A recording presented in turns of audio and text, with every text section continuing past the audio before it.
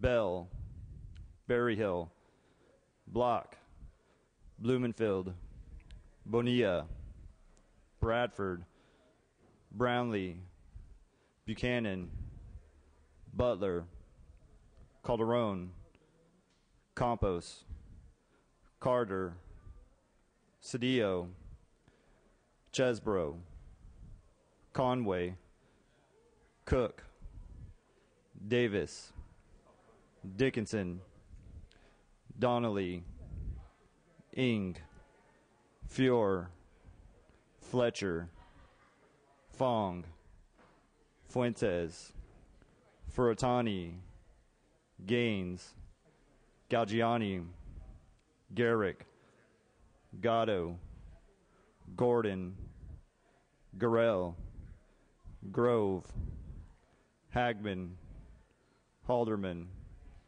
Hall, Harkey, Hayashi, Hernandez, Hill, Huber, Weso, Huffman, Jeffries, Jones, Knight, Lara, Logue, Lowenthal, Ma, Mansour, Mendoza, Miller, Mitchell, Monning, Morrell, Nestande, Nilsson, Norby, Olson, Pan, Perea, V. Manuel Perez, Portantino, Silva, Skinner, Smythe,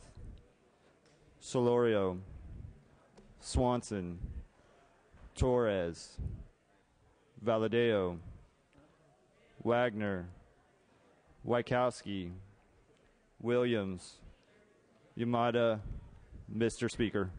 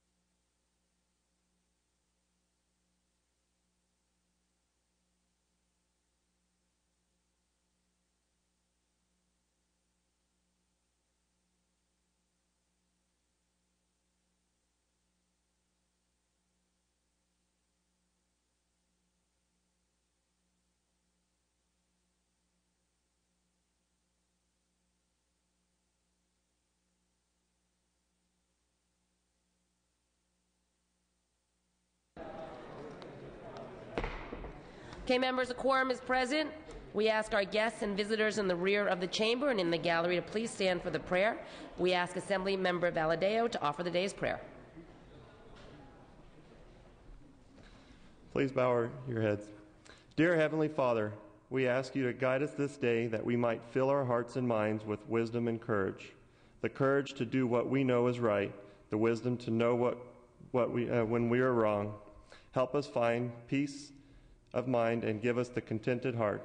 Grant this, we pray. Amen.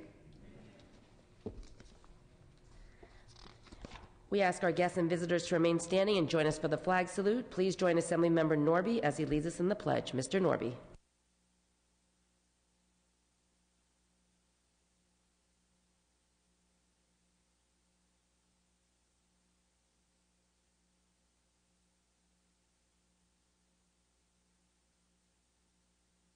You may be seated. Reading of the previous day's journal. Assembly Chamber, Sacramento, Thursday, July 14, 2011. Assembly met at 9. Honorable Fenno Monte, Speaker Pro Tem of the Assembly, presiding. Chief Clerk E. Dawson Wilson at the desk. Reading Clerk Timothy Moore than reading. The roll was called. Assembly Member Swanson moved to quorum call of the Assembly. Motion carried. Time 9 a.m. Speaker Pro Tem directed the Sergeant at Arms to close the doors and bring in the absent members. The roll was called. Ashaw, Alejo, Allen, Amiano, Atkins, Bell, Berry Hill, Block, Bloomfield, Bonilla, Bradford, Brownlee, Buchanan, Butler, Calderon, Campos, Carter, Cedillo, Chesbrough, Conway, Cook, Davis, Dickinson, Donnelly, Ing, Fiora, Fletcher, Fong, Fuentes, Furutani, Gaggiani, Garrett, Gatto. Mr. Calderon moves and Mr. Knight seconds that the reading of the previous day's journal be dispensed with. Presentations of petitions, there are none. Introduction and reference of bills will be deferred. Reports of committees will be deemed read and amendments deemed adopted. Messages from the governor, there are none. Messages from the Senate, there are none. Motions and resolutions. The absences for the day will be deemed read and printed in the journal.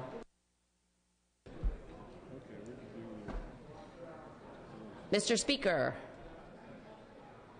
you are recognized. Thank you, Madam Speaker. Members, I'd like to welcome you each back from spending time in your districts. I hope you had an opportunity to spend time with your families and your constituents, and I hope you had a productive week, several weeks while you were back home. Today I rise to make a brief announcement.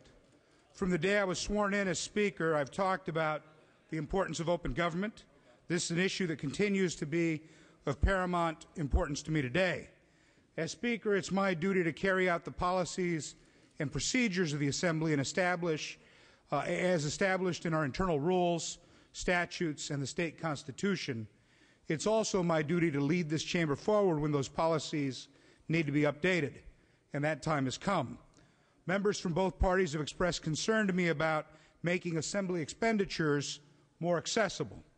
To that effect, I'm announcing that Rules Chair Nancy Skinner will lead a task force to review the statutes, rules, and procedures governing legislative records. Ms. Skinner will have a proposal to unveil by the beginning of the next year's session. I believe that updating our policies to reflect the 21st century world we live in is a vital step towards that effort. How taxpayer dollars are expended is public information, and it's our job to ensure that the public has access to it. Currently, at my direction, all Assembly staff salaries are available on a publicly accessible website, and we release audits of the Assembly budget annually. The task force under Rules Chair Skinner will review our current statutes, rules, and procedures, and I look forward to hearing their recommendations and conclusions. We have difficult work ahead of us in the next few weeks, and certainly the effort to restore the health of our struggling economy and create new jobs will continue to be our primary focus for both this year's session and next. Thank you. Okay. Mr. Calderon? Mr. Calderon, you're recognized. Yes, Madam Speaker, members, welcome back. I have several motions that I wish to make.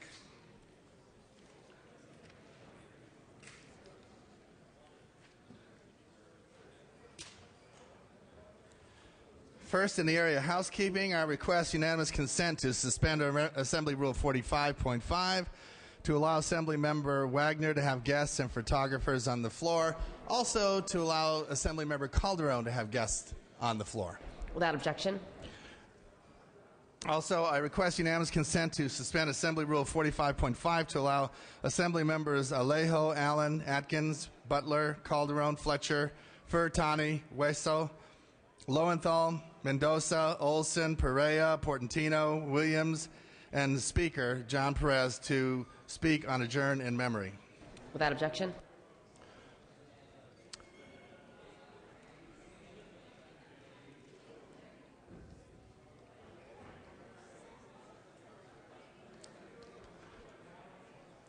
Did you, Madam Speaker, did you,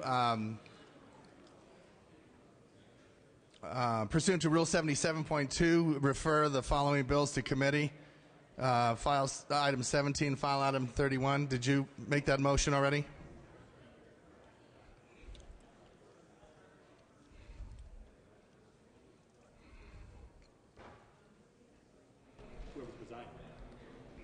Okay, Mr. Calderon, I think that's my job. So, pursuant to Assembly Rule 77.2, I am re-referring the following bills to committee. File item 17, AB 456 Wagner, to the Judiciary Committee. And file item 31, AB 1407, Assembly Judiciary Bill, to the Judiciary Committee. Pursuant to Assembly Rule 79, at the request of the author, I request unanimous consent to withdraw AB 316 from engrossing and enrollment, to rescind the July 14 concurrence vote, and to return the bill to the Senate for further action. Without objection, clerk will note. At the request of the authors, please return the following bills to the Senate for further action. File item 32, AB 1416, file item 8, AB 28. Without objection, clerk will note. At the request from the consent calendar, at the request of the authors, please remove the following bills from the consent calendar. File item 106, SB 146. File item 108, SB 363. File item 114, SB 506. Clerk will note. At the request of Mr. Hagman, please remove the following bills from the consent calendar. File item 104, SB 10. File item 105, SB 126. File item 113, SB 503. File item 118, SB 595. File item 119, SB 601. Clerk will note. Also at the request of the author, please remove the following bills from the consent calendar, then place them on the inactive file. File item 111, SB 419, and file item 124, SB 935. Without objection, clerk will note. And I will have further motions to make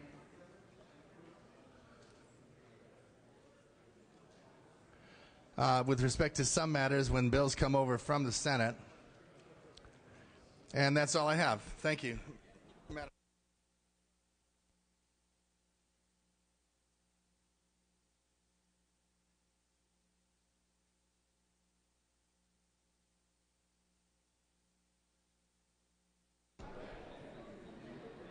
Okay, Mr. Calderon. Mr. Calderon, we're going to go to the first extraordinary session and knock that out. We will recess the regular session for the purpose of convening the first extraordinary session. Without objection, we will substitute the prayer, pledge, other opening procedures in the regular session for those items in the first extraordinary session. Motions and resolutions. Mr. Calderon, you are recognized. Yes, Madam Speaker. Pursuant to Assembly Rule 79, at the request of the author, I request unanimous consent to withdraw AB 22 by Mr. Blumenfeld and AB 23 from engrossing and enrolling, and hold these measures at the Assembly desk. Without objection, clerk will note.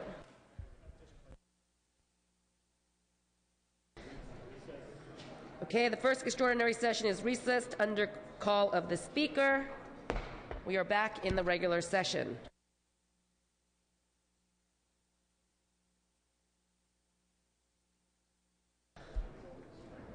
There are some guests today. Mr. Wagner, would you like to introduce your guests?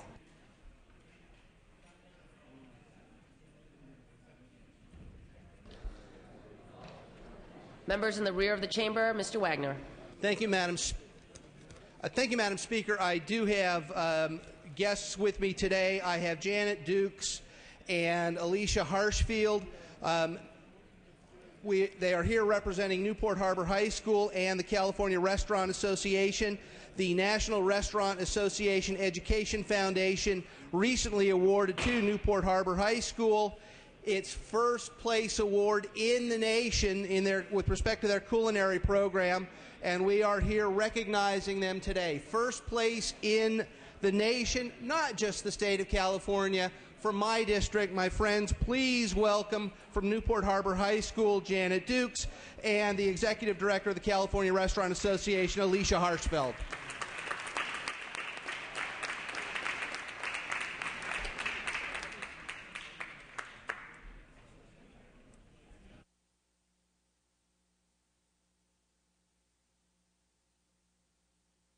Mr. Calderon.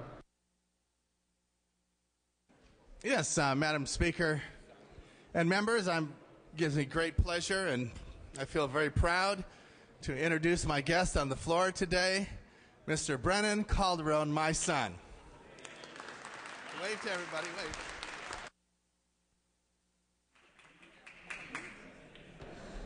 Okay, we're waiting for one more guest, but they are not here, so we're going to start at the concurrence file.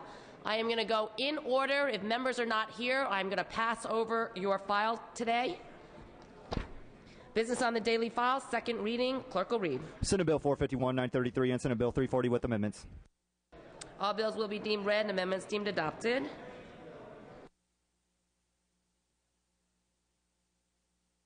Okay, items on concurrence. File item 4 and 5, pass and retain. File item 6, AB 390. Clerk will read. Assembly Bill 390 by Assemblymember Portantino, an act relating to vehicles.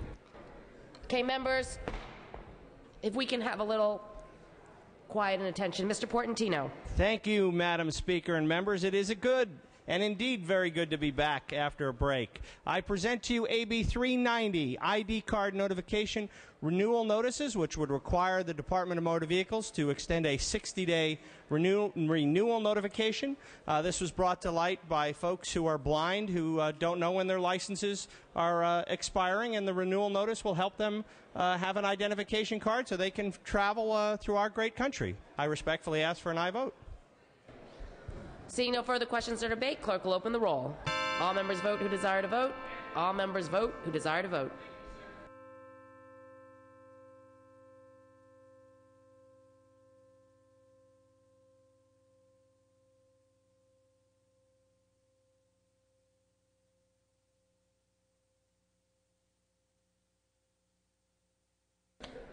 Clerk will close the roll, tally the votes. Ayes 67, no 0. Senate amendments are concurred in. File item 7 and file item 8 pass and retain. File item 9, AB 147. Clerk will read. Assembly Bill 147 by Assemblymember Dickinson, an act relating to subdivisions. Mr. Dickinson. Thank you, Madam Speaker. AB 147 would provide cities and counties with greater flexibility to address the transportation needs that are triggered by new development. The bill doesn't add or authorize any new fees. This bill would expand the eligible uses of transportation mitigation impact fees for adding or improving transit facilities, including bus stops, bicycle lanes, and pedestrian facilities. The Senate amendments are technical and clarifying. There is no opposition to the bill, and I would respectfully request an aye vote. Seeing no further questions or debate, clerk will open the roll. All members vote who desire to vote. All members vote who desire to vote.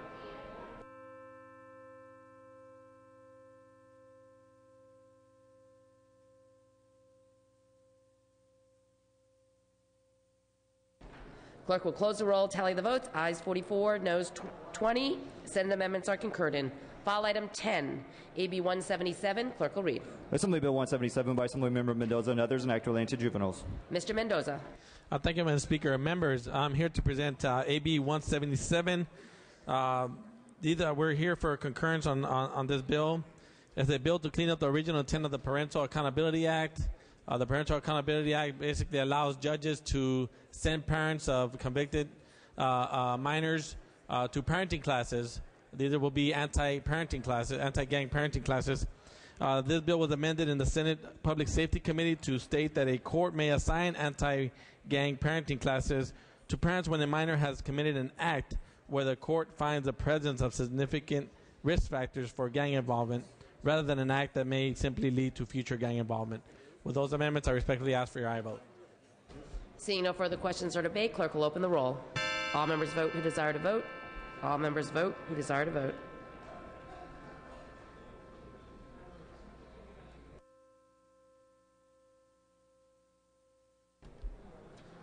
Clerk will close the roll, tally the votes. Ayes 66, no 0. Senate amendments are concurred in. File item 11, AB 188. Clerk will read. Assembly Bill 188 by Assemblymember Block and others, an act relating to taxation. Mr. Block. Thank you, Madam Speaker. AB 188 removes an inequity from current law that's been identified by the Board of Equalization. The measure will allow the surviving spouse of a disabled veteran who has not remarried to continue to receive the property tax benefit, exemption benefit on their home if they need to enter an assisted living facility. Senate amendments merely consolidate provisions relating to the effective date when the property becomes eligible for the exemption, clarify that the exemption terminates for an unmarried surviving spouse when he or she remarries, and make several technical conforming changes. I respectfully ask for your aye vote. Seeing no further questions or debate, clerk will open the roll. All members vote who desire to vote. All members vote who desire to vote.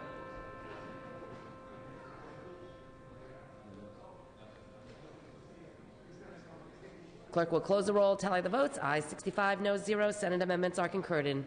File item 12, AB 307. Clerk will read. Assembly Bill 307 by Assemblymember Nestandi and others, an act relating to joint powers agreements. Mr. Nestandi.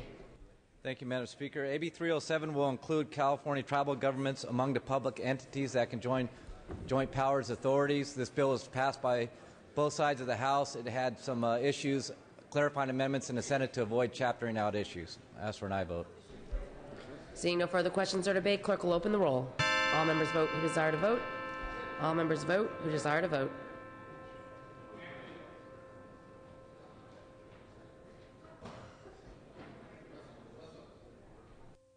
Clerk will close the roll, tally the votes. Ayes 64, no 0. Senate amendments are concurred in.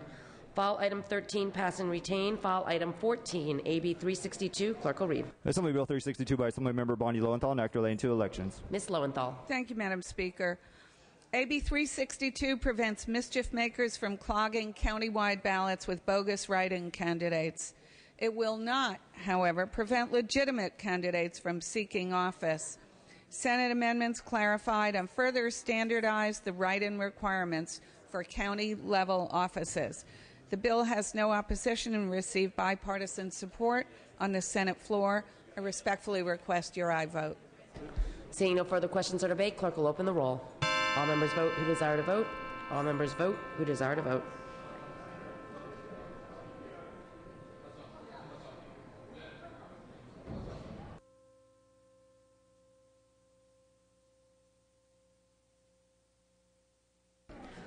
Clerk will close the roll, tally the votes. Ayes 44, noes 20.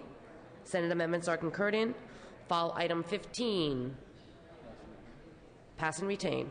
File item 16, pass and retain. File item 17, AB 456. Clerk will read.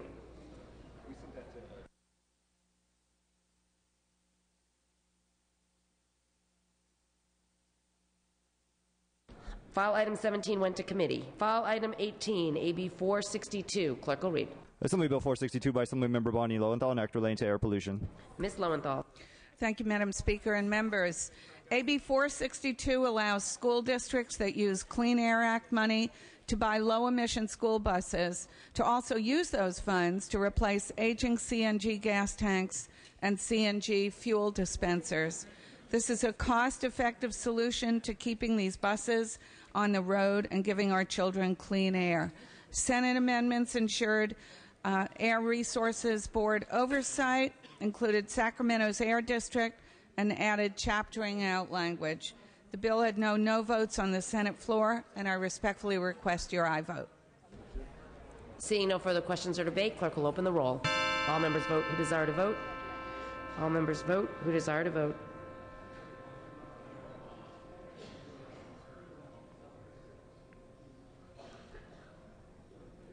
Clerk will close the roll, tally the votes. Ayes 57, noes 8. Senate amendments are concurred in. File item 19, pass and retain. File item 20, AB 566. Clerk will read. Assembly Bill 566 by Assemblymember Galgiani, an act relating to resources. Ms. Galgiani. Thank you, Madam Speaker and members. AB 566 will require the State Mining and Geology Board to provide information on local mineral deposits to local governments and metropolitan planning organizations within 30 days of request for the information. The Senate amendment was merely clarifying in nature. The bill has no opposition and has received no votes. I respectfully ask for your aye vote. Seeing no further questions or debate, clerk will open the roll. All members vote who desire to vote. All members vote who desire to vote.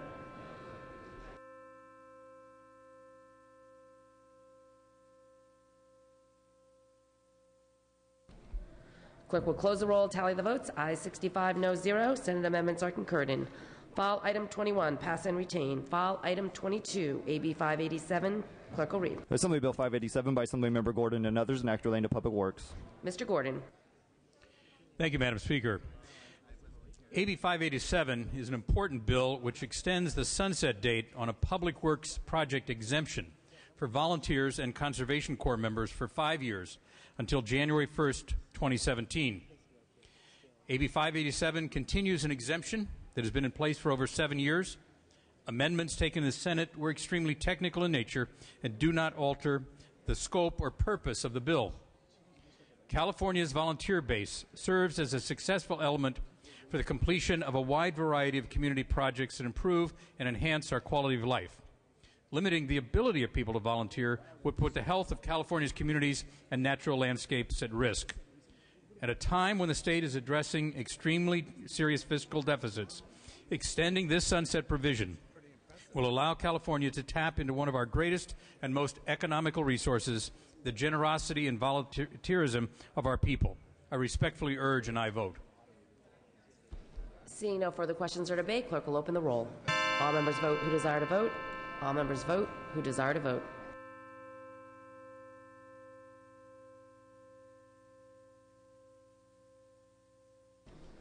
Clerk will close the roll, tally the votes. Ayes 69, no 0. Senate amendments are concurred in.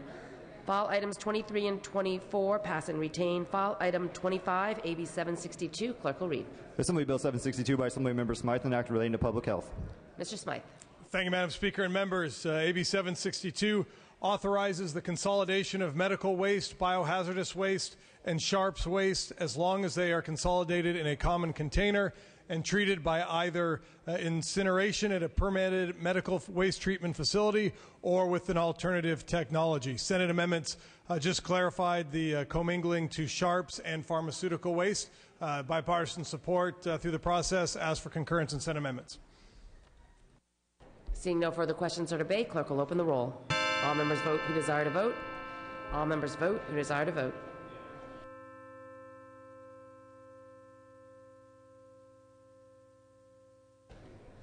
Clerk will close the roll, tally the votes. Ayes 69, no 0. Senate amendments are concurred in. File item 26, AB 771. Clerk will read. Assembly Bill 771 by Assemblymember Butler, an act relating to common interest development. Ms. Butler. Madam Speaker and members, I rise for the purpose of amendments to AB 771 related to nonprofit homeowner associations or HOAs. The amendments are technical in nature and there is no opposition. I ask for an aye vote. Seeing no further questions or debate, clerk will open the roll. All members vote who desire to vote. All members vote who desire to vote.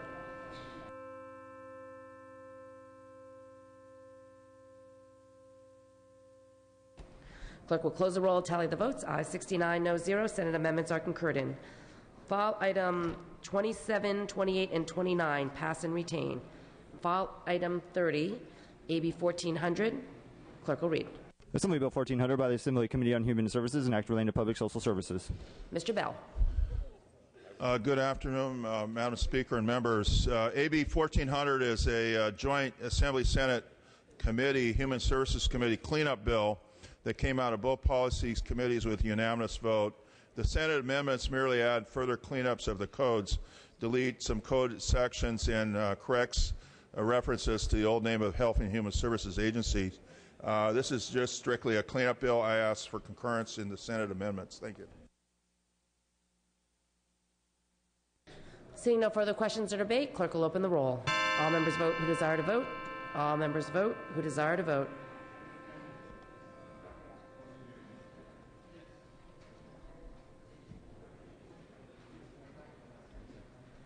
Clerk will close the roll, tally the votes. Ayes 56, noes 7. Senate amendments are concurred in. File item 31 was sent to committee. File item 32 was returned to the Senate for further action. File item 33 and 34 pass and retain. File item 35, AJR 3. Clerk will read.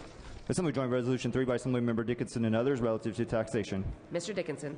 Thank you, Madam Speaker. Sponsored by the California Airports Council, AJR 3 urges Congress to extend the alternative minimum tax, or AMT, holiday for private activity bonds like those issued by airports in order to maintain strong capital investments in our California airports. California airports have greatly benefited from AMT relief as it provides investors with an incentive to fund airport infrastructure projects. The Senate amendments are technical and clarifying. AJR 3 has enjoyed unanimous bipartisan support in both houses. There's no opposition to the bill, and I would respectfully ask for an aye vote. Seeing no further questions or debate, clerk will open the roll. All members vote who desire to vote. All members vote who desire to vote.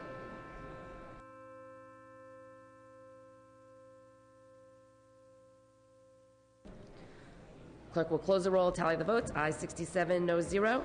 Senate amendments are concurred in.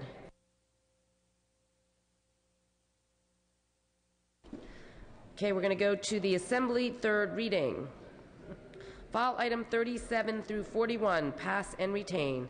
File item 42 on the amendments, ACR 68. Clerk will read. Assembly concurrent Resolution 68 with amendments by Assemblymember Portantino. Mr. Portantino. Yes, Madam Speaker, there are non-substantive amendments at the desk. I respectfully ask that they go out to print and back on file. Seeing and hearing no further discussion or debate, without objection, we can take a voice vote on those amendments. All those in favor say aye. All those opposed say nay. The ayes have it. The amendments are adopted. Out to print and back on file. Senate third reading. File item 43, pass and retain. File item 44, SB 448. Clerk will read. Senate Bill 448 by Senator DeSaulnier and others, an act relating to voting. Mr. Gordon. Madam Speaker and members, I rise today to present Senate Bill 448 by Senator DeSaulnier. This is a very simple bill based on a simple premise, that voters who are approached by signature gatherers ought to know immediately whether that person is paid or a volunteer. Specifically, SB 448 will require paid signature gatherers to wear a badge that identifies them as being paid for their work. This bill will make the initiative process more transparent, and it gives voters more information about who is asking them to participate in our political process. I want to make clear, SB 448 does not inhibit anyone's right to earn a living as a signature gatherer. It doesn't prevent anyone from standing in front of the grocery store to collect signatures. It doesn't impede on anyone's First Amendment rights. But it does require petitioners to give voters more information than they currently have. And more information and transparency can only be a good thing. SB 448 is supported by Secretary of State Deborah Bowen, and I respectfully ask for your aye vote. Mr. Logue. Thank you, Madam Speaker. Mr. Norby, I oppose SB 448 because it's an attack on the people's constitutional right to an initiative. This bill won't hurt corporate signatures, gatherers, but the grassroots organization that need the initiative the most. This bill goes against the will of the people who passed Prop 8, Jessica's Law, and Prop 26. I respectfully ask for your no vote. Thank you. Mr. Donnelly. Thank you, Madam Speaker. Members, you know, this was my first time ever participating as a candidate in this great democracy. And when I walked door to door, I didn't need a badge in 30-point print or any other. I simply presented myself as a citizen and as a candidate, and the people accepted that. They were actually happy that somebody showed up at their door and was listening to them. I think any impediment, no matter how well-intentioned that we make, to the people's participation in the process, this is the absolute pure voice of the people. You are talking about making it more complicated, for folks to get involved. And I think the fact that they're paid or otherwise is absolutely irrelevant. We should be encouraging folks to get involved. We should be going out and recruiting them to participate in their government, not coming up with one more layer of bureaucracy, one more requirement so that they feel unwelcome at the table, especially at this critical time. I urge a no vote. Mr. Jeffries.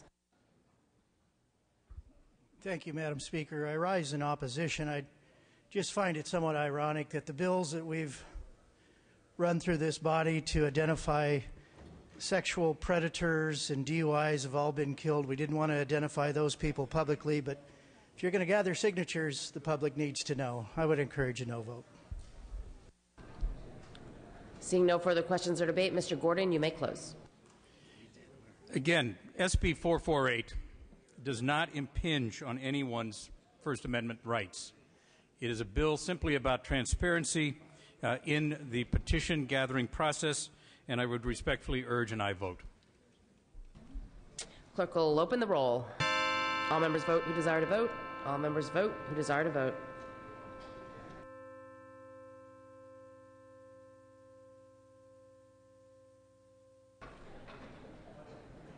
Clerk will close the roll, tally the votes. Ayes 47, noes 23. Measure passes. File items 45, 46, 47 through 60 pass and retain.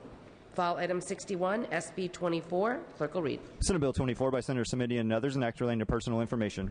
Mr. Fiore. Thank you very much, Madam Speaker. So this is a bill with no opposition, and it's not a new bill because this House has, in fact, both houses have passed essentially the same bill 2 years in a row, but those bills were vetoed by the previous governor.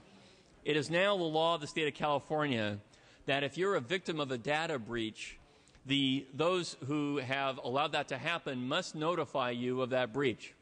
But there is no provision of law that says what has to be in that notification.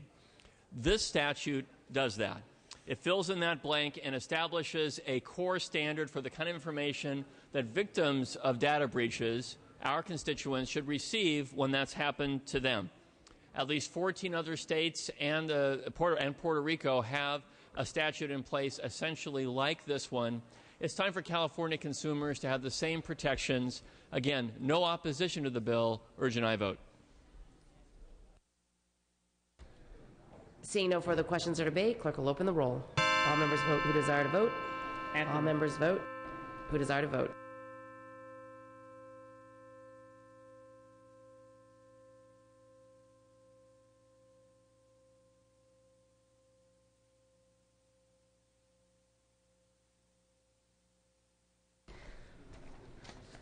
Clerk will close the roll, tally the votes. Ayes 54, noes 14. Measure passes. File item 62, pass and retain. File item 63, SB 207. Clerk will read. Senate Bill 207 by Senator Kehoe, an act relating to state claims and make an appropriation therefore and declaring an urgency thereof to take effect immediately. Mr. Fuentes. Senate Bill 207 is one of two annual bills sponsored by the California Victim Compensation and Government Claims Board.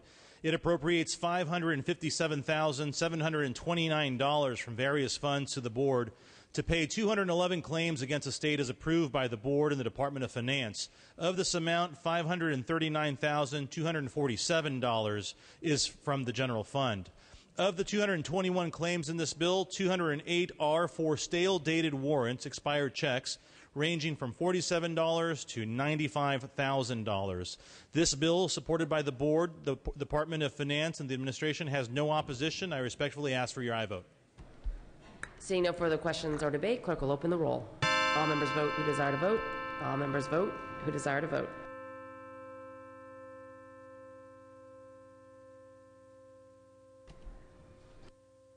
Clerk will close the roll, tally the votes. Ayes 65, noes 0. Measure passes. File item 64, pass and retain. File item 65, SB 350. Clerk will read. Senate Bill 350 by Senator Negrete McLeod, an act relating to public employees' retirement system. Mr. Furutani. Thank you very much, Madam Chair and members.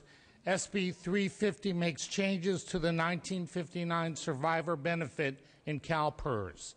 This benefit applies to local agency CalPERS members, mostly safety officers, who die prior to retirement. These public employees do not have Social Security, and this benefit is meant to take the place of Social Security benefits for their survivors. Current law requires employees to contribute to these benefits even when they are fully funded, and there has been no cost to employers for many, many years. Because these benefits are rarely used, the lowest 3 levels of the benefit have very large funding pools that have accumulated over the years due to the continuous flow of employee money. Combining the 2 lowest levels of the 1959 survivor benefit into level 3 will provide modest increases to survivors currently in levels 1 and 2 and raise the assets of level 3, further protecting employers in level 3 from having to make employer contributions in the future. This bill also requires that employee contributions to level 3 will resume any time the funding drops below 200%. This ensures that the bill does not create any cost to employers, but instead increases the likelihood that employers will never have to pay for the 3rd level benefit. Seeing no further questions or debate, clerk will open the roll. All members vote who desire to vote. All members vote who desire to vote.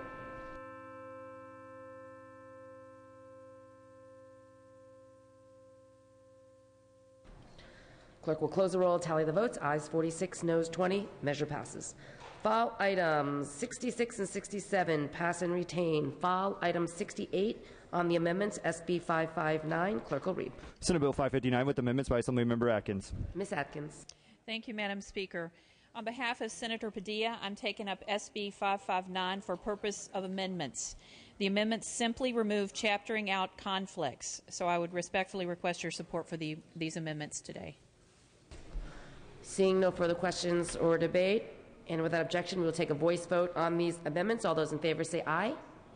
All those opposed say nay. The ayes have it. The amendments are adopted. Out to print and back on file. File item 69, SB 609. Clerk will read. Senate Bill 609 by Senator Negrete McCladden, Act relating to public employment. Mr. Furutani. Thank you, Madam Speaker and members. SB 609 seeks to prevent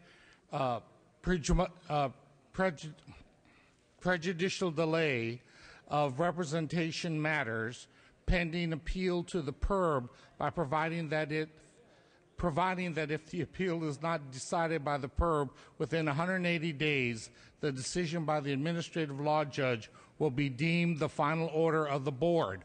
Current law allows public employees to petition to belong to a requested represented employee organization. The employer must grant recognition unless the employer raises a dispute, in which case a determination as to the appropriateness of the proposed bargaining unit will be made by an administrative law judge acting as an agent of the Public Employee Relations Board. The administrative law judge may conduct an investigation, hold hearings, and make a determination which can be appealed to the PERB. Finally, it is important to note that the bill does not preclude a public employer from seeking a legal appeal to a final administrative law judge decision on a representation matter. I urge an aye vote. Seeing no further questions or debate, clerk will open the roll. All members vote who desire to vote. All members vote who desire to vote.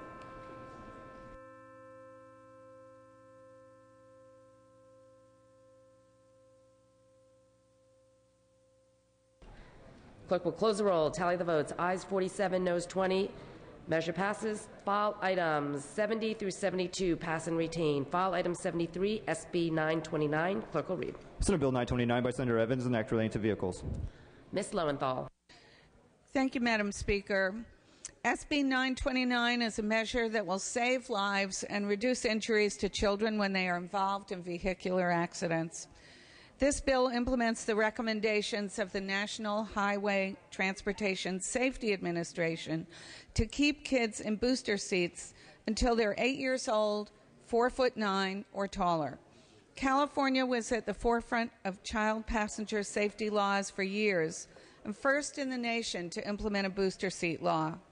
Now, California needs to catch up with the other 37 states that protect their children with the stronger child passenger safety laws that mirror federal recommendations. This bill is supported by first responders, child safety advocates, and insurance companies. Safe Kids California, the California Alliance of YMCAs, and the California Coalition for Children's Safety and Health are all co-sponsors of the bill. I ask for an aye vote. Mr. Norby. I rise in opposition to this bill, Madam Speaker. I voted against it in committee, and the testimony I heard in favor of the bill made me even more concerned about the effects of this bill. Parents are going to do what's best for their kids. They love them more than the state can possibly love them. But to constantly change the law, to have laws that are moving targets rather than something that parents can absorb and deal with, makes it more difficult for them to understand the law and puts them in jeopardy. Raise the booster seat age from 6 to 8. Well, next year it could be 9 or 10 or 11 or 12. You got to be in a booster seat until you're 4'9" or 4'10". At that rate, Napoleon will have to be in one pretty soon because there are a lot of adults that aren't that tall. Studies show that 80% of kids are not properly restrained, not because parents don't care, but because they're ignorant of what the law exactly is. And in the hearing we had on this bill, I asked one of the law enforcement officers testifying in favor of it, what do you do when you stop a parent whose children aren't properly restrained? And they confirmed that oftentimes parents are asked to leave the car, call a parent, take a bus home.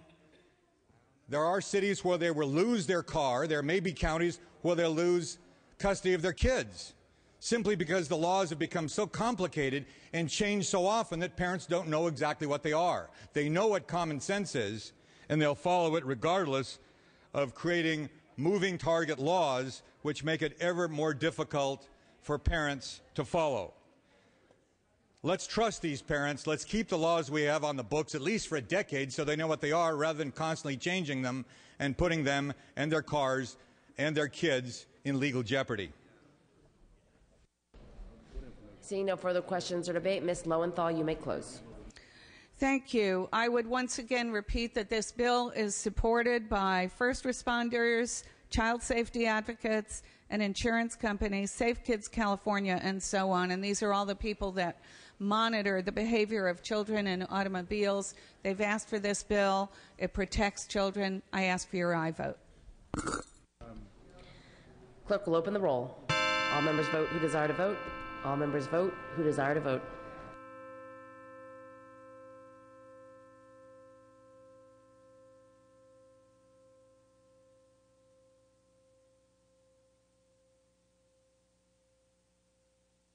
Clerk will close the roll, tally the votes. Ayes 41, noes 20. Measure passes. File item 74, SB 8. Clerk will read. Senate Bill 8 by Senator Yee, an act relating to public records. Mr. Block. Thank you, Madam Speaker. Mr. Speaker began today's session by talking about the importance of transparency in public institutions. SB 8 by Senator Yee brings transparency and oversight to auxiliary organizations and foundations that operate in coordination with our public institutions of higher education. SB 8 is a reintroduction of SB 330 from last year, also authored by Senator Yee, which was approved with 71 votes in this House, reinforcing that openness and transparency are nonpartisan issues. Current law created a loophole that allowed the CSU auxiliary organizations and UC foundations to operate without transparency in conflict with the express purpose of the California Public Records Act. SB 8 clarifies that auxiliary organizations and foundations, when they use public university resources, are subject to public oversight and transparency. SB 8 will safeguard accountability to the public while protecting the anonymity of donor information as long as no quid pro quo exists. SB 8 is the result of extensive negotiation between all of the stakeholders and represents a reasonable, balanced approach to bringing accountability to these entities. It's also consistent with the legislature's longstanding commitment, restated today, to open and transparent government. The measure is supported by the University of California, California State University, and the California Community Colleges, and is sponsored by the California Newspaper Publishers Association and the California Faculty Association. It has had broad bipartisan support throughout the process. I ask for your aye vote. Seeing no further questions or debate, clerk will open the roll. All members vote who desire to vote. All members vote who desire to vote. Clerk will close the roll, tally the votes. Ayes 58, no 0. Measure passes. File items 75 through 87, pass and retained. File item 88, SB 163. Clerk will read. Senate Bill 163 by Senator Evans, an act relating to attorneys. Mr. Bradford? Pass and retain. File item 89, pass and retain. File item 90, SB 41. On the amendments, clerk will read. Senate Bill 41 with amendments by Assemblymember Ng. Mr. Eng. Thank you, Madam Speaker and members. This is on the amendments only. Amendments to SB 41 are minor and technical and incorporate suggested changes from Ledge Council and the Department of Public Health. I ask the amendments be adopted. The bill go out to print and be placed back on file. Mr. Jones. Thank you, Madam Speaker. We object to the amendments and ask for a roll call vote, and I urge a no vote. Thank you. Seeing no further questions or debate, Mr. Yee, you may close. I'd be happy to be Mr. Yee. But anyway, Mr. Eng. Respectfully, the amendments are important. They make this a better bill. Respectfully request an aye vote on behalf of Senator Yee.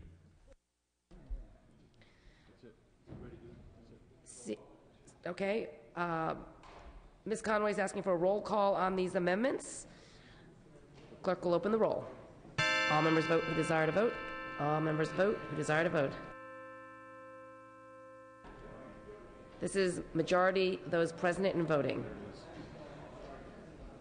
Clerk will close the roll, tally the votes. Ayes 45, noes 20. Senate amendments are concurred in, out to print. Amendments are adopted, out to print, and back on file. File item 91 through 93, pass and retain.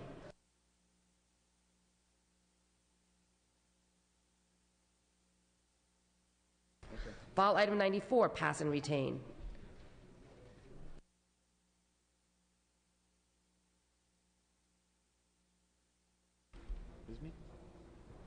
File item 95, pass and retain. File item 96 through 103, pass and retain. We are done with the daily file. Mr. Speaker.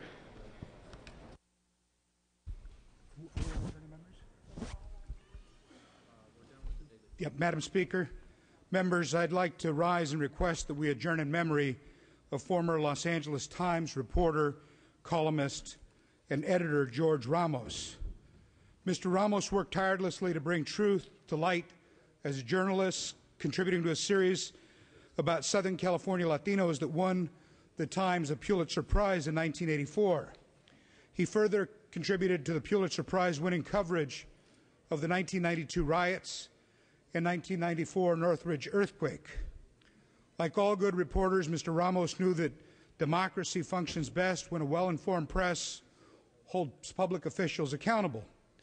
His colleague Pat Morrison remembered him giving no quarter when those in the public eye attempted to give answers that just weren't good enough. Others remember his strength as a reporter and his ability to get people to talk to him so that he could tell their stories. After long days spent as a journalist, he spent nights working to secure the future of journalism by teaching college students at USC and other schools throughout Southern California. After retiring from the Times, he went on to be a professor of journalism at Cal Poly San Luis Obispo. Among his many accomplishments, Mr. Ramos served 2 terms as the president of the California Chicano News Media Association and the Latino Journalists of California. Mr. Ramos was born October 1st, 1947. He graduated with a bachelor's degree in journalism from Cal Poly San Luis Obispo in 1969 and served his country in the U.S. Army from 1970 to September of 71 during the Vietnam War. That service never ended as he became actively involved in veterans issues and was a leader for California's veterans the remainder of his life. I had occasion to spend each of the last 5 Memorial Days with him, standing guard at a Veterans Memorial in Los Angeles, something that he took very seriously. Mr. Ramos worked for the Times from 1978 to 2003, and after working for Copley News Service and the San Diego Union Tribune. George Ramos was a true leader and a groundbreaking figure who will be missed by everyone who knew him, and I ask that you join me in adjourning in his memory. I have two other people that I'd like to adjourn in memory of as well today, Madam Speaker. I would also ask that we adjourn in memory of Ralph McKnight, a beloved figure in Southern California who died last month. Ralph dedicated his life to the pursuit of civil rights for all Americans. He persevered through many decades of difficult work, and no matter what the issue or challenges, he remained steadfast in his commitment to ensuring that every person in this state is treated with dignity and respect. I became friends with Ralph 16 years ago, and when I was a young candidate for the Democratic National Committee, Ralph was one of the first people to join me and support me in that effort, and he was a mentor to so many people in Southern California. I was deeply saddened when I heard of his death and recognized that Ralph was a walking institution and a source of great strength for his family and friends and the broader community. Though we're saddened by his passing, we can take comfort in the fact that his legacy will live on in a multitude of lives he touched and inspired to service, and I consider myself very lucky to be amongst those individuals who are better off for having known Ralph, and I know that the entire Assembly joins me in paying our respects to him, and I respectfully ask that we adjourn in memory of a great leader, a compassionate man, and a mentor to so many, Ralph McKnight. And then lastly, I'm saddened to note that we lost another colleague last week, Dick Floyd. Dick Floyd was a legendary figure in California politics. He was a gruff, tenacious fighter who was always outspoken, sometimes notoriously so. He was an advocate for Californians whose voices weren't often heard in California government. Thanks in large part to his advocacy, many of those voices have found their place in government. Dick began his career in politics as an aide to legendary former Senator Ralph Dills, and then was elected in his own right to the Assembly representing Hawthorne and surrounding areas. He was known for a fiery tongue and a zest for life. He was a consummate old-school Paul who was never afraid of picking tough fights for causes he believed in, most prominently evidenced in his fight in passing for a motorcycle helmet law in California. That effort took several years and 2 governors, and despite the controversy and the time, Dick never wavered in his commitment to passing groundbreaking public safety laws. He was a strong advocate for working families and put their interests above others throughout his time in office. Dick was a cigar-smoking, gruff-talking, old-school guy, and he had an office just off 4202. And I believe Mr. Ng has that office now. The difference is Mr. Ng actually has a desk in his office. Dick Floyd never had a desk in his office. He had a series of couches and a cocktail table and a bar set up along the side, and people, after a long day of debate, would find their way into Dick's office, and he found that he got more work done just sitting around and engaging people in conversation than the traditional way that many of us engage. But Dick also had a little storage room off his office, and what would surprise people is he had a collection of stuffed animals in there. And whenever there was a child touring the Capitol, a child testifying in a committee, Dick would somehow find out and go to that storage closet, pick out a stuffed animal, come talk to the child, make them feel comfortable in the Capitol, give them a gift, and engage them in a way that people would never expect this gruff guy to engage them. It was just Dick engaging and connecting with people at a very personal level. And I remember about his last year in office, he was sitting over near Mr. Achajian, and there was a big debate about the TV show, The Teletubbies. And somebody had suggested that one of the Teletubbies, because of his color and because of the shape of the antenna on the top of his head, had to be gay and therefore was a bad representation to put before children. And there was a debate about a month after on this floor about adding sexual orientation to the non-discrimination section of the Education Code. And it was a widely debated topic, and Dick lifted up his mic and asked if he could use a prop on the floor and reached into his desk and pulled out a purple Tinky Winky and talked about how preposterous the notion was and really brought a little humor to the debate at a moment that it was really needed, and he was one of those key forces in ushering in change through a very non-traditional way of engaging in politics. Dick sent me a copy of a picture of him sitting there, and it's actually one of only 2 pictures of an elected official that I've ever had up in my office. Any of you who go in, next to my conference table, there's this picture of Dick Floyd giving that speech. Dick was a very special, unique elected official who was hard-charging but had one of the gentlest hearts of anybody who ever served in this body, and I ask that we adjourn in his memory as well. Mr. Cedillo. Let me work my way backward to echo the sentiments expressed by the Speaker. Dick Floyd was my seatmate. I've been very fortunate to have very colorful seatmates, strong in opinion. Dick Floyd, as the Speaker said, was old school. I think he missed the glass of whiskey. I don't know. Dick wouldn't want us to miss that. I first saw Dick when I worked for SEIU. He came down to speak to us, and he had a glass of whiskey and a cigarette. I think that's why he didn't have a desk or a mic, because those 2 hands were both always occupied. He was, as we described, an old-school politician, but he was also a sweetheart of a man. And he had more toys in that desk than a store.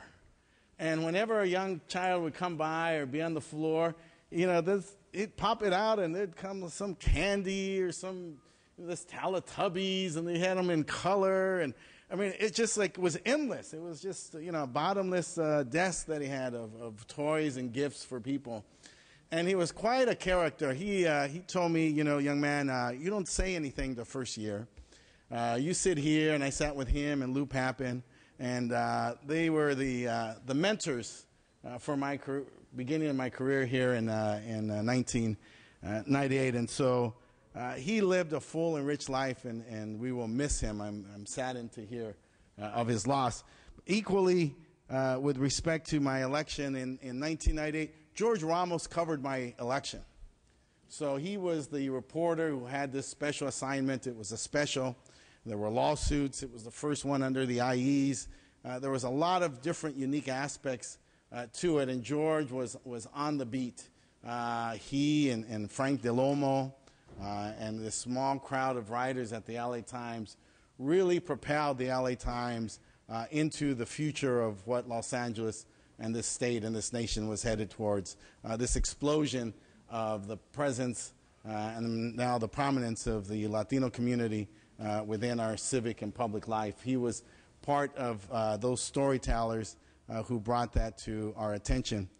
And then finally, Ralph McKnight is a man and was a man of tremendous dignity and respect. Him and Kitty are 2 very special human beings. I worked with them on the Rainbow Coalition, 84 and 88 as a delegate to the Atlanta Convention. A great man, a great mentor, always running into him in Pasadena. He was kind of like the mayor in many respects of Pasadena. My wife liked him but didn't want me to run into him because he would take up your time, because he knew so much of so much, and he was a really great presence for the city of Pasadena, and as I said, as I began and as he ended, a man of tremendous dignity. Both he and Kitty, a tremendous, powerful presence in Pasadena, in the Democratic Party.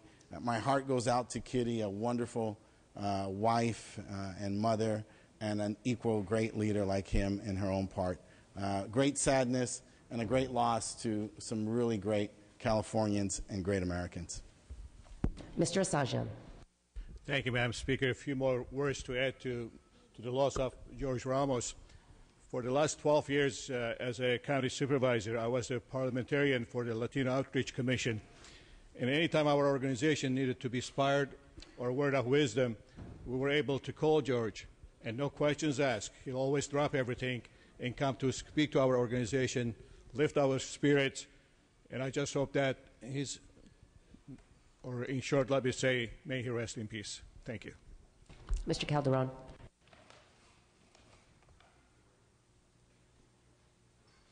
Yes, Madam Speaker, members, I rise to add only a little to the comments that have been made already, which I think pretty much capture Dick Floyd. I first met him as a young lawyer in '78. I filed a desegregation lawsuit against the Centinela Valley Union High School District, and I was having a community meeting to sort of explain to the community what was going to be involved now in this lawsuit. And Dick Floyd attended that community meeting.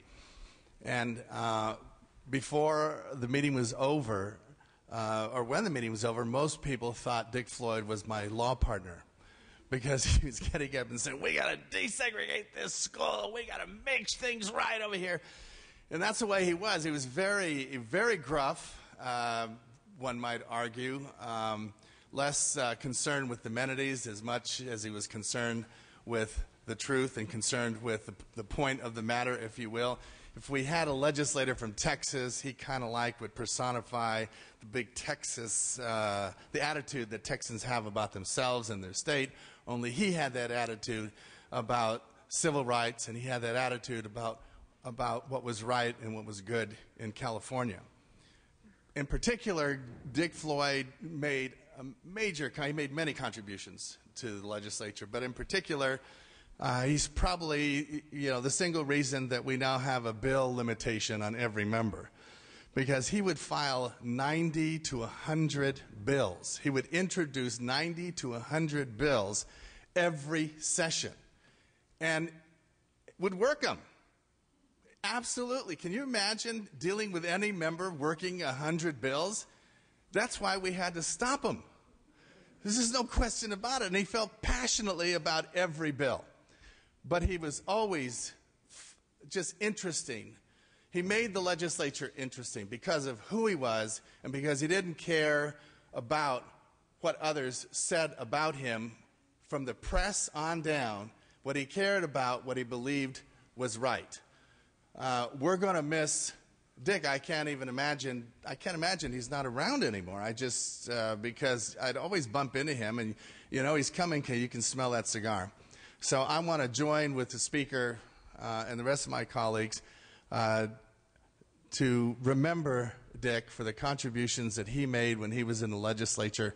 All of us understand the price that we pay when we decide to run for public office and what we give up in terms of our personal lives and our personal goals and careers. Dick, I think, personifies that. He had a lot of talent. He could have done a lot of other things, but he cared more for people, and he cared more about making things better for other people, and we'll miss him. Thank you. Mr. Portantino wants to speak for Mr. McKnight. Thank you, Madam Speaker and members. I rise today to ask the State Assembly to adjourn in memory of Ralph McKnight, adding my voice to my constituent and good friend, Mr. McKnight. Ralph was known and respected throughout the state for his political activism, particularly for his involvement in the California Democratic Party and the Rainbow Coalition.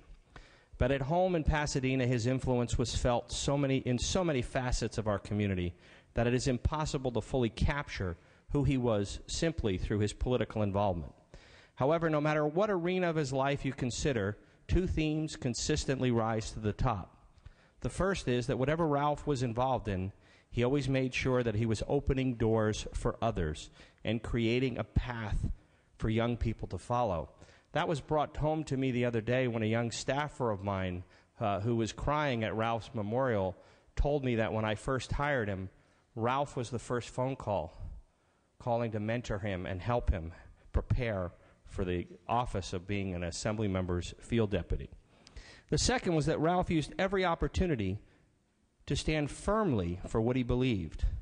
There were countless times in Ralph's life where he was one of the first to accomplish something or where he helped to create something where he saw a need. But Ralph took no comfort in being the first. It was far more important for him that he would not be the only. He was one of the first African American air traffic controllers in our nation. But what was important to him was that he provide an opportunity to train others, and so he did so in his basement so that others could join him in the field of being an air traffic controller. An accomplished musician in his own right, he knew how quality musical performances could enrich the collective soul of the community. He made it his mission in life through his instrumental role in creating a Music in the Park program at the Levitt Pavilion to ensure that others, regardless of their economic status, had access to musical enrichment.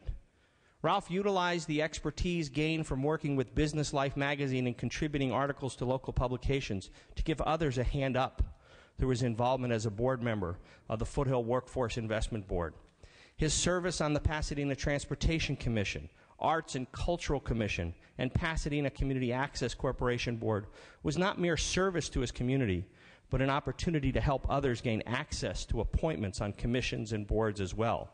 His involvement with the Watts Media Center, the ACLU, the United Nations Foundation, the Black Male Forum, everything Ralph did was infused with his desire to be inclusive, to empower others, and especially our young people with the ability to reach their potential and participate fully in civic life. Not one to ever slow down. Just a few years ago, he saw a need for better civic education and informed political involvement, and with his friends created One Community, a local think tank that engaged the community in needed discussions, education, and training. All through all of these efforts, just as he always looked for ways to pass the torch, Ralph always looked for the opportunities to model living what he believed. Ralph was also a man who spoke truth to power. And when I talked to his son the other night at the memorial, I said, I'm going to be talking about your dad on the floor. How should I approach it?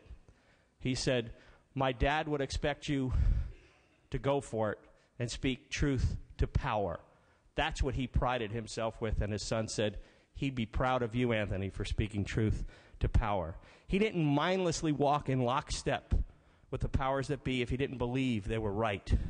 While he had a ready smile and a contagious laugh, he did not hesitate to call out those who had crossed the line, and he wasn't afraid to do it publicly if necessary. At a tribute held in his honor this week, his daughter reminded us that Ralph taught us to say what we believe to be true, even if it makes people angry. Her words, not mine. Ralph's example and memory live on through the many organizations that he contributed to, as well as through his beloved family. He was so beloved in the community that when this body would not do a memorial resolution in his honor, people took up a collection to pay for that resolution.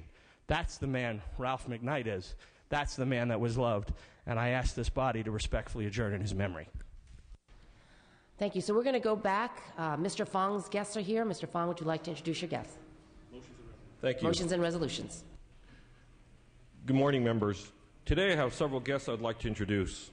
First here is Bo Derek, who we know as a wonderful actress. Bo, thank you for coming.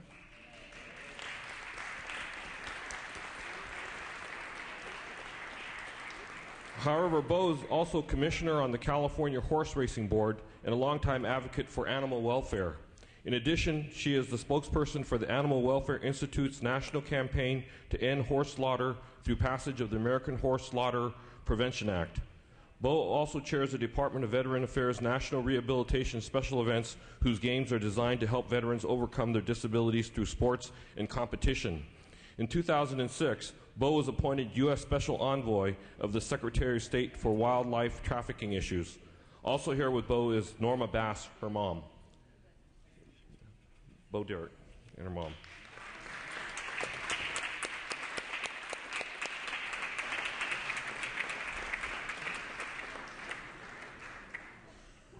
Also, here is Sue Chen. She's the founder and CEO of Nova Ortho Medical Incorporated. In 2008, Nova was recognized at the White House by the USPAACC as a leader in Asian American business. She's also the newest university trustee on the California Lutheran University Board of Regents. Most recently, Sue was named Entrepreneur of the Year by the Asian Business League of Southern California. Sue is passionately committed to saving our planet and oceans. She also serves as president and board chair of Wreath Check Foundation. Sue is an avid diver, underwater photographer, classical pianist, and happy Angelino. Sue is most proud of her family who lives here in Los Angeles and her native country of Taiwan. Sue Chen. Thank you. And here is Peter Knights. Peter is Executive Director of WildAid. He also created the Shark Conservation and Galapagos Forever programs. Peter holds a Bachelor's of Science in Economics from the London School of Economics. He was a program director at Global Survival Network, where he worked on illegal wildlife trade, and a senior investigator for the Environmental Investigation Agency. In 1996, Mr. Knights created the Active Conservation Awareness Program, the first international program aimed at reducing demand for endangered species products, for which he received an Associate Laureate of the Rolex Award for Enterprise. Peter Knight, thank you. And finally, Chris Chin from the Center of Oceanic Awareness and Research and Education. Chris Chin, thank you very much for attending. Thank you. They're all here to support AB 376. Thank you, Mr. Fong. Mr. Calderon, you are recognized. Yeah, under motion and resolutions, Mr. Speaker, I request, at the request of the authors, to remove file item 112, SB 495 by Fuller, to remove that from the consent calendar. Without objection. Colleagues, we're going to return to adjourn in memories. We already know the list of members who have been granted previous permission to adjourn in memory today. Mr. Alejo, you are recognized. No? All right. Mr. Furtani.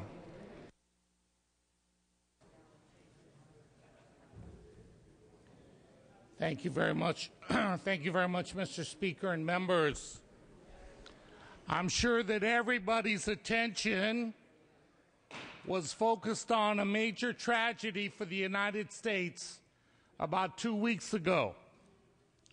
I rise to adjourn in the memory of Lieutenant Commander Jonas Kelsel, who was killed in Afghanistan last week when Taliban insurgents shot down their helicopter while on a mission.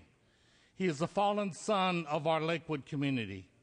The helicopter crash in Afghanistan killed 38, including 30 American servicemen and 8 Afghan soldiers. To date, this is the single largest loss of American life in the Afghanistan war. Lieutenant Commander Kelsel was 33 years old and was one of the first members of the Navy SEALs Team 6. The U.S. Navy's elite SEAL Team 6 were the brave individuals who stormed Osama bin Laden's compound and staged a victory against al-Qaeda. Lieutenant Commander John Kelsel received most of his training in San Diego and was one of the first members of Navy SEALs Team Number 6. After completing basic underwater demolition training in San Diego, where he met his wife Victoria, he attended the University of Texas. Lieutenant Commander Kelsel is remembered by his wife, Victoria, and his sister Kim, his mother Terry, and his father, who was also the president of the Lakewood Chamber of Commerce. I ask that we adjourn in his memory and his comrades in arms that died on that day as well. Thank you. Thank you, Mr. Furtani. Mr. Mendoza. I also want to stand here in memory of Lieutenant Commander Jonas Kelsel. He was a true American hero. He'll be greatly missed, especially in the Lakewood community where his dad is very active. And I just want to thank the Senate member Warren Furtani for joining in his memory and respectfully ask for your support on this adjournment. Thank you. Thank you, Mr. Mendoza. Mr. Alejo. Thank you, Mr. Speaker and members. Colleagues, I respectfully request that we adjourn in memory of Richard Chavez, brother of Cesar Chavez and leader of the United Farm Workers Union. Assemblymember Bill Monin and I had the privilege of attending Richard Chavez's funeral in Delano earlier this month with hundreds of others in attendance, people who came from across California and across our country, including U.S. Secretary of Labor Hilda Solis. I'm here today celebrating the life and legacy of a great man. Coming from a family of farm workers, I grew up aware of the injustices and struggles they face in our community. Leaders like Richard showed us that showed us the importance of establishing an organization with the power to protect the rights of the most underprivileged and exploited workers. He was a true inspiration and helped me see with my own eyes the power of community organizing and the need to continue fighting for la causa. Richard Chavez lives on as an inspiration and reminder of the hard work and dedication that it took to build the United Farm Workers. He was instrumental in working with Cesar and Dolores Huerta during the early efforts to build a union for farm workers. Richard joined his brother Cesar in 1952 in the Community Service Organization, one of the most effective Latino civil rights groups in the nation. With Cesar and Dolores, Richard helped lead successful boycotts of California table grapes and other products, not only in California, but also in New York and Detroit. He was the person who designed that red and black flag of the United Farm Workers with that black eagle, and he was the one who brought the idea to purchase the 40 acres in Delano as a base for the farm worker movement. Richard remained very active in the union until his last days. He attended and participated in speaking engagements and served on the board of the Cesar Chavez Foundation and the Dolores Huerta Foundation. His life will serve as an example to young and future generations that through hard work, discipline, and hope, we can organize and lead successful and powerful organizations that improve our lives. He will be remembered as a champion of the working people of this country. His and Cesar's fight will inspire workers for generations to come. And he is survived by his brothers and sisters, his sons and daughters, Dorothy, Rebecca, Susana, Juana, Ricky, Maria Elena, and Camila, and his many grandchildren. We have lost a great leader, but his legacy will live on forever. Today we pause in honor of a great man who dedicated his life and his career to the rights of our nation's farm workers. I ask to adjourn in his memory. Thank you, Mr. Alejo. Mr. Monning. Thank you, Mr. Speaker.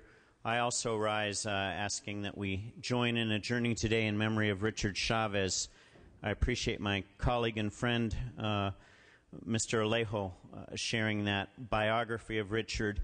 On a personal note, I had the honor of working with Richard and Cesar and Dolores and Gilbert Padilla. On a more personal note, when my wife was an undergraduate in the East Coast, she was recruited to the United Farm Workers Union by Richard Chavez when he was making a tour of the East Coast, recruiting college students to work on the boycott. When I told my younger daughter of his passing and that connection with our family, she said, "So, Dad, what you're saying is if it weren't for Richard Chavez, our family wouldn't exist." And I think that is an insightful and truthful comment. As Luis mentioned, Richard was a carpenter. He grew up with his brothers and sisters as a migrant worker, became a journeyman carpenter. And in the early days of the union, it was Richard's work as a carpenter in Delano that was the income for not only his family, but also for Cesar and Helen's family.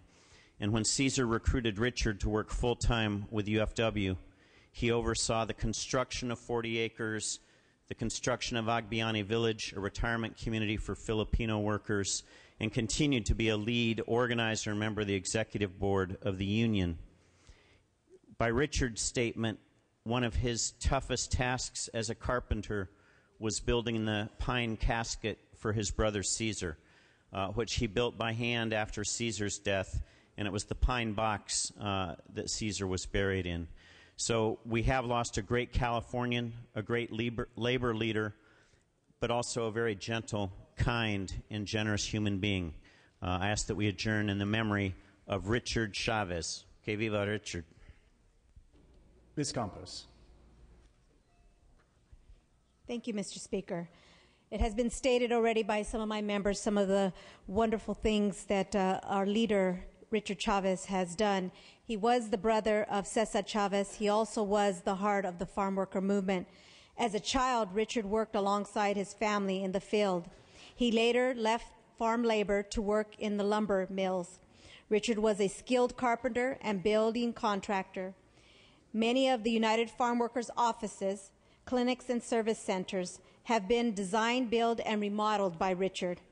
In 1951, Richard started a carpenters union apprenticeship program in the city of San Jose and worked as a framer on suburban homes.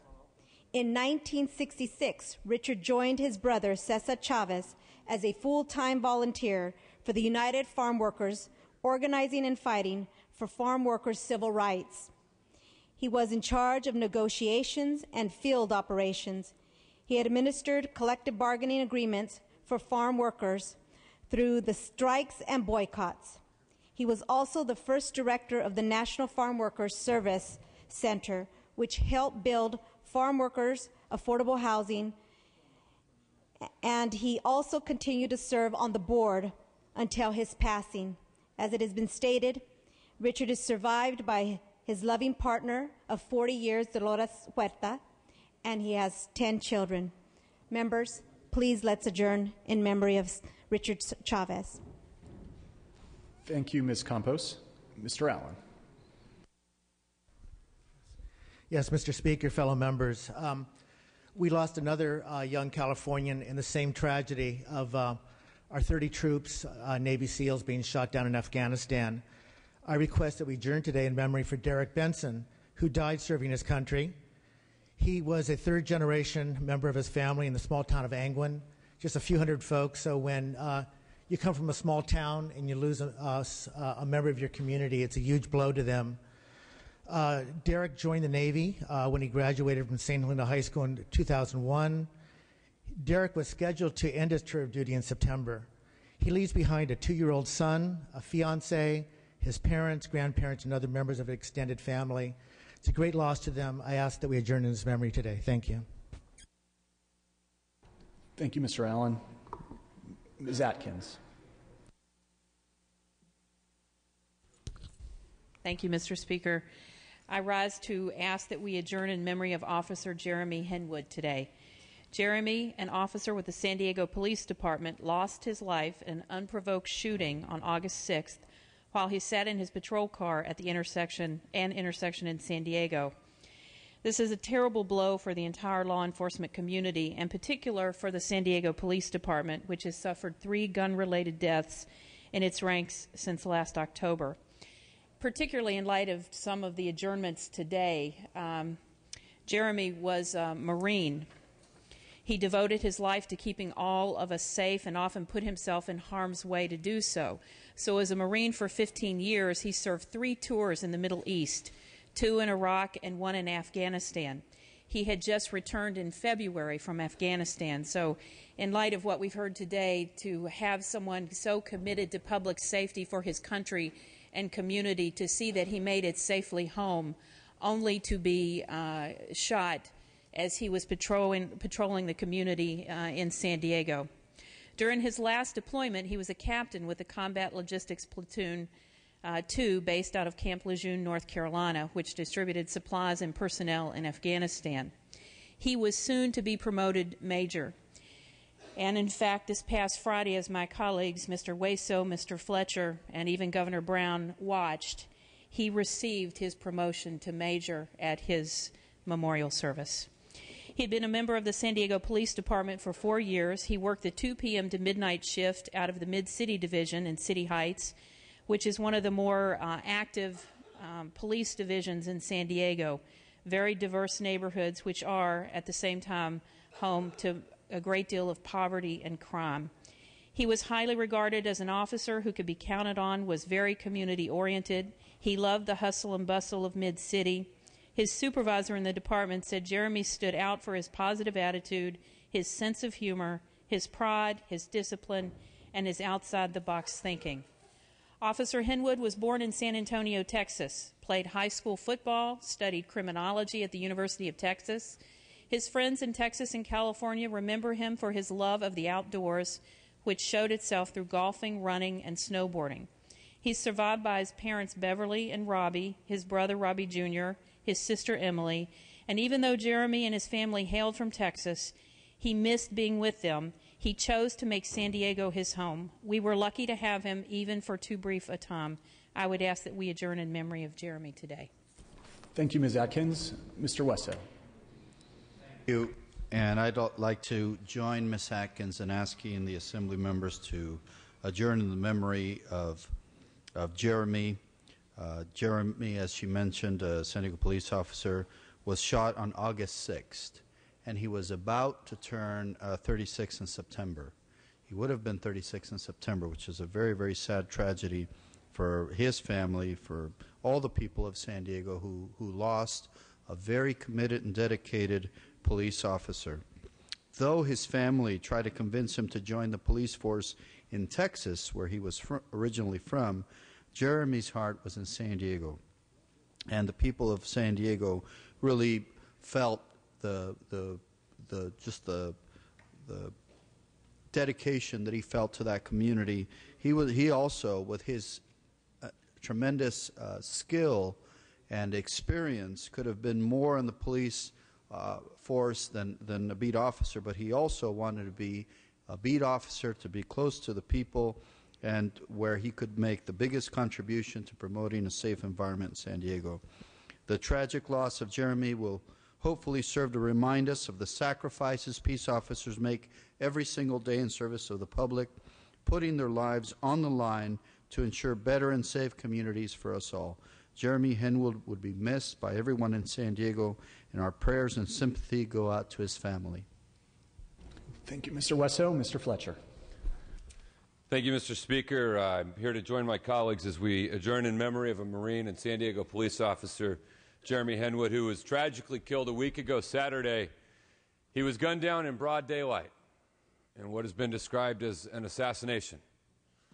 We talk about the dangers that officers face when they respond to calls or when they make traffic stops, or in this instance, just being parked in traffic, as a car pulled alongside him and in broad daylight in front of witnesses stuck a 12-gauge shotgun out of the window and shot Officer Henwood in the face.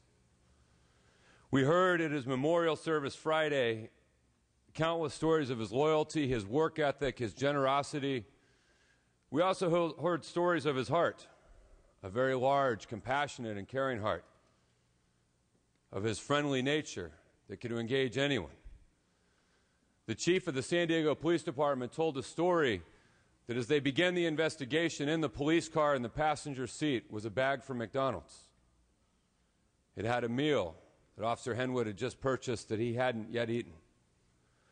They went to that McDonald's and they reviewed the video footage. And you saw this large officer, 6'3", 6'4", in uniform, standing in line. And standing a little ways off to the side of him was a young, probably 8 or 9-year-old black kid. Officer Henwood started engaging and talking to him. They had a conversation back and forth, and in the video you could see this huge smile of this kid as this police officer talked to him as they waited in line. They went to the counter, they made their purchases. A few minutes later, Officer Henwood was killed. In the bag was a receipt that showed the purchase of 2 meals. One of them, the one Officer Henwood never got to eat, and the other one that he purchased for this young child he had just met for the first time in his life. That was the story of Officer Henwood, the story of someone who sacrificed, who knows what it means to give. Jeremy Henwood stood on that thin blue line, the one that separates law-abiding citizens from those that seek to do harm, and he gave his life on that thin blue line. He understood service from his more than decade in the Marine Corps and multiple combat deployments, and his willingness to continue to serve the people of San Diego in one of San Diego's most dangerous beats. Our thoughts and prayers are with the Henwood family, with his many friends, family, and loved ones, with his fellow Marines, and with all of the members of the San Diego Police Department who have been through a very rough and difficult period. We appreciate their sacrifice, and we will never forget their service. Thank you for adjourning in memory of Officer Henwood today. Thank you, Mr. Fletcher. Ms. Butler. Good afternoon, Mr. Speaker and members. It is with great sadness that I rise to adjourn in memory of John Simpson. John Simpson was here on the floor with me. He was my 53rd AD Veteran of the Year. Many of you might have met him. He was in a wheelchair. He had all the energy and the bright and the light that one can imagine. He was a tremendous, tremendous member of our community, and it's with great sadness that he's gone. John was a Marine Corps veteran who served in the 1st Marine Division during the Korean War. After the war, he graduated from LaSalle University and went into to be a television sports editor and producer until his retirement in 1995. John will be missed by many in my district who knew him and were touched by his warmth and positive outlook, and he worked tirelessly for veterans. He was the chairman of the Redondo Beach Veterans Memorial Task Force that raised more than $250,000 to build a beautiful memorial in Redondo Beach. John served as the chairman and director of the Traumatic Brain Injury Social Network, and was very active in the local Elks Lodge and his Episcopal Church in Redondo Beach. John often got up and spoke and sang quite loudly, apparently, in church. Any hymn that had hallelujahs in them were particularly his favorite, and at his celebration of his life, we sang one hymn after another that had as many hallelujahs as you can imagine. It was a very, very joyous celebration, and I was honored to be there. One of John's friends has said that he was the most likable man he ever met, a down-to-earth guy who was in lots of fights in Korea, but only ever commented on the cold. He would have been a great man to be in combat with. His reverend also said that of John meant being able to distinguish between the wheat and the weeds. For most of us, he was the wheat that nourishes the best of what a man could be. I hope all of you will join me in saying amen and hallelujah to he and his family, and help me adjourn in memory. Thank you very much. Thank you, Ms. Butler. Mr. Calderon.